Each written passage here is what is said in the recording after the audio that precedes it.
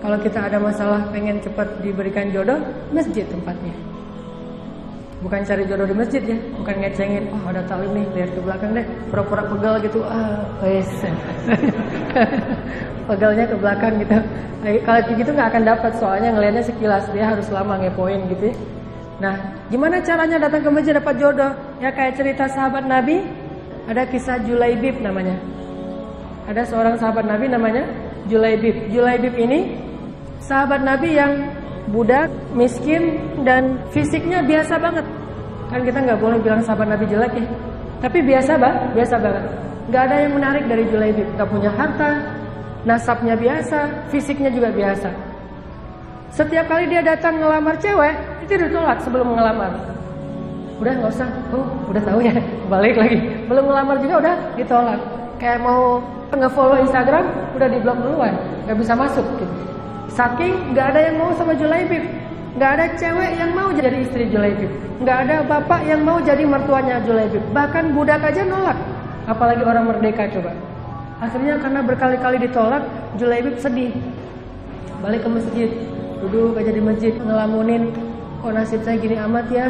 Orang semuanya punya pasangan, kalau lagi malam mingguan jalan berdua, saya mah sendiri aja misalnya ya. Ini jadi nelangsa gitu, baper sendiri. Tiba-tiba Nabi datang di sebelah Julaibib terus bilang, Julaibib, ada apa?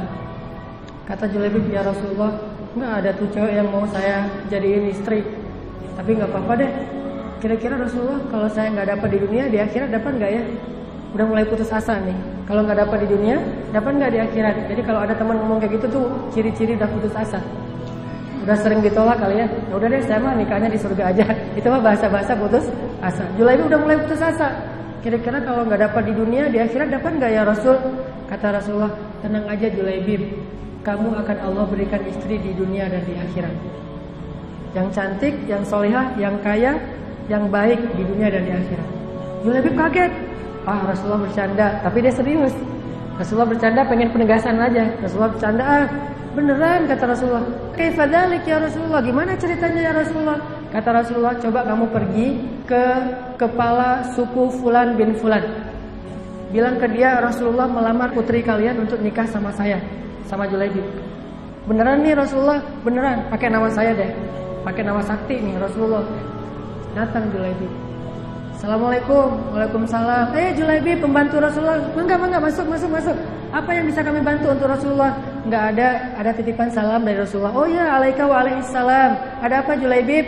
Kata Julaibib, ini malu-malu mau ngomong gimana ya, saya susah mau ngomongnya, gitu. Malu-malu gitu kan. Udah nggak usah malu-malu, udah kayak orang lain aja, ngomong aja. Julaibib, ada apa tuh?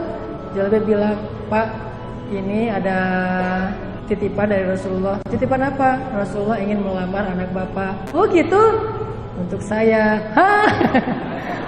Kalimat untuk sayanya nih yang bahaya nih. Kalau untuk Rasulullah mah siapa sih yang nggak mau jadi mertua Rasul kan?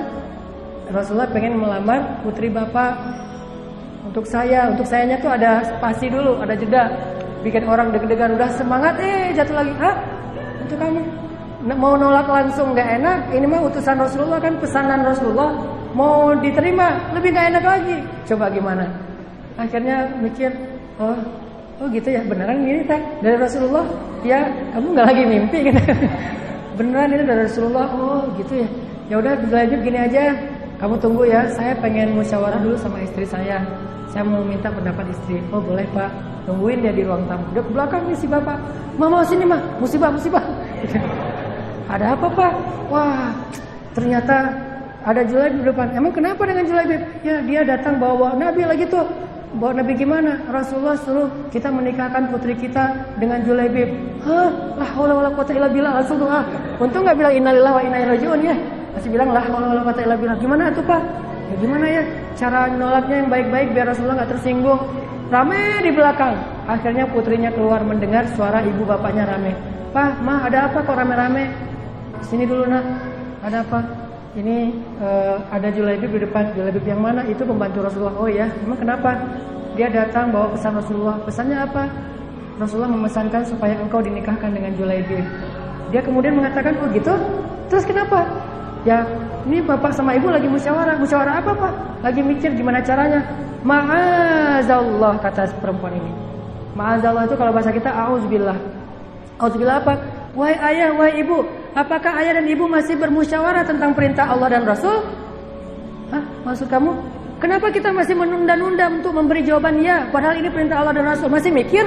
Bukankah kalau Allah dan Rasul sudah memerintahkan kita bilang sami'na wa ata'na? Julaibib. Walaupun Julaibib. Ini Julaibib bukan Rasulullah. Kamu salah dengar kali. Julaibib ini teh sami'na wa ata'na, walaupun Julaibib, wahai ayah, wahai ibu. Gak boleh kita membantah perintah Allah dan Rasul. Jadi kamu terima. Dan mudah-mudahan Allah berikan kebaikan di dalam urusan ini. Coba, kurang soleha apa coba? Budak aja gak mau nikah sama dia. Sekarang cewek cantik, berpendidikan, orang kaya, kepala suku, menerima dengan sami'na wa ata'na. Wah, kalau udah disekak dengan kalimat itu, udah susah ayah dan ibunya membantah. Ya udah deh, datang. Julaibib nunggu gitu. Lihat wajah-wajahnya nih, kayaknya wajah-wajah nolak nih kayaknya nih. Datang ayahnya Julaibib, ya Pak, jangan manggil Pak dulu, kita belum sah gitu kan. Oh ya, Julaibib, kita udah musyawarah di belakang, udah ada keputusannya. Oh ya, gimana keputusannya? Ya deh gitu. Wah, Allahu Akbar, Allahu Akbar. Jadi akhirnya menikahlah Julaibib dengan perempuan tersebut dengan mahar yang sangat dimudahkan, dan semua ini berkat doanya di dalam masjid. Ada masalah ke masjid? Apalagi kalau kita ngerasa modalnya kurang nih. Jangankan cewek cantik, kayaknya yang biasa-biasa banget yang kalau kita lihat di Instagram cantik banget, pas lihat aslinya berubah gara-gara hasil editan Photoshop. Ternyata yang beneran cantik juga insya Allah bisa diberikan oleh Allah untuk dunia dan akhirat. Udah cantik, solehah pula, bidadari banget deh. Bidadari dunia dan akhirat. Insya Allah siapa yang mengharapkan endless love dan true love, tempatnya di masjid. Apalagi cewek yang memang dia nggak bisa seperti laki-laki yang mencari ya. Kalau perempuan kan menunggu, nah nunggunya di masjid aja. Setiap ada waktu sholat nunggu di masjid.